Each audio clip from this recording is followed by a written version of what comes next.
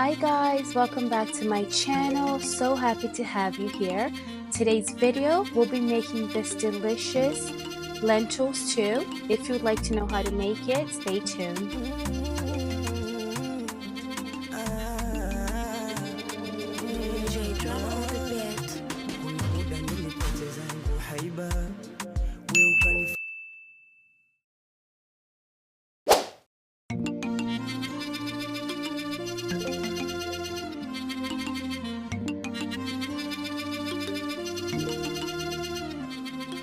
You will need 2 tablespoons of curry powder, salt to taste, 1 tablespoon of chicken bouillon, 1 tablespoon of garam masala, black pepper,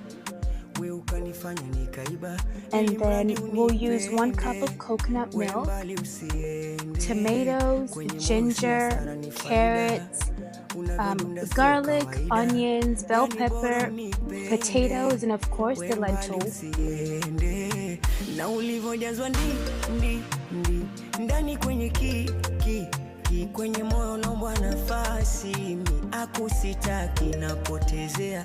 Na ulivojazwa ndani kwenye kwenye moyo naomba nafasi mi akusitaki napotezea. First, I started by preparing my vegetables. I peeled, washed, and then diced the potatoes into 4 cubes. And then I cut up the onion, the carrots, and then crushed the garlic and the ginger to make a ginger garlic paste.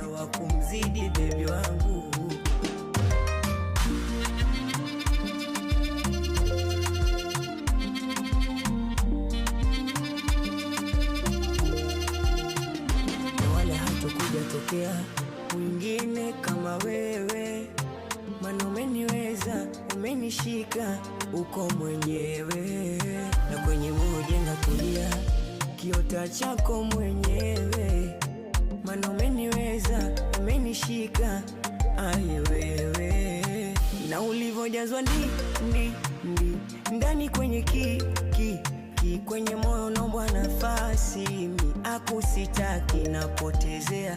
Na ulivojazwa ndani kwenye kwenye moyo naomba nafasi mi akusitaki napotezea.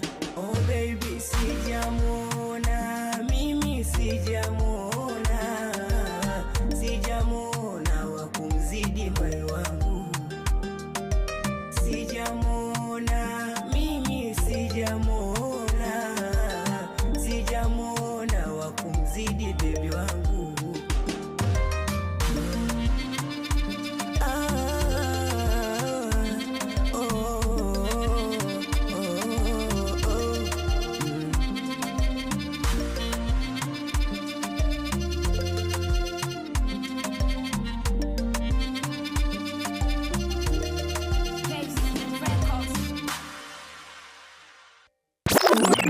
To a pot, add in some cooking oil, and then add some curry powder, 1 tablespoon of the curry powder.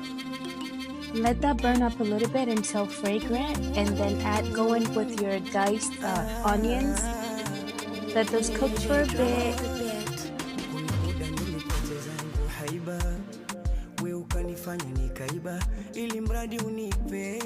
Then add your ginger garlic paste last, just because the garlic burns up a little bit quicker.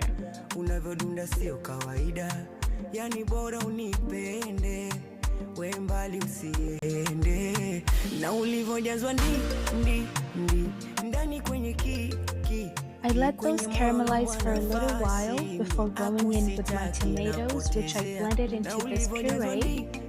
After that, add in all your spices from the beginning of the video, along with your lentils, cover, and let them cook for 30 minutes.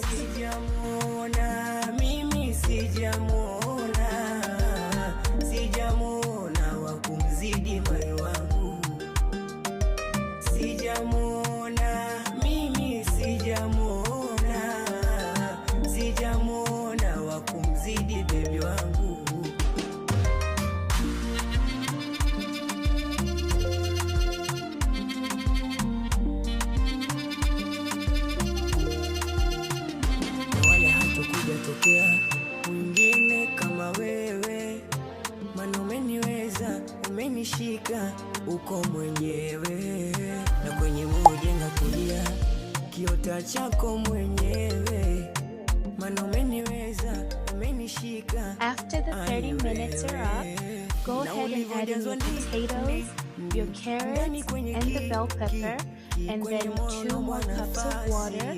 Cover and cook for 45 minutes. I also added 2 beef bouillon cubes off camera. Oh baby, sijamwona, mimi sijamwona, sijamwona wa kumzidi moyo wangu, sijamwona, mimi sijamwona, sijamwona wa kumzidi baby wangu.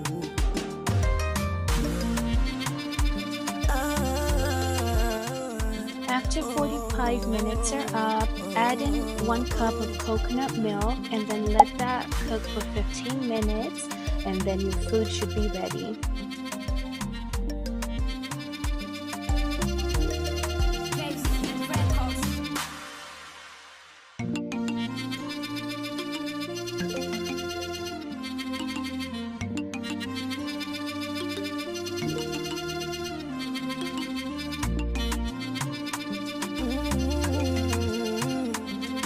Wow! I served mine with these chapatis that my husband made. Chapatis are a Kenyan flatbread, and this is how I used to eat it growing up. You can serve yours with rice, or you can make it into a soup, like blend it up and make it into a soup like I did for my picky eater. Either way, it was so delicious and so flavorful. Please try it and then let me know how you like it down in the comments below. But thank you so much for watching, and I'll see you guys on my next video. Bye!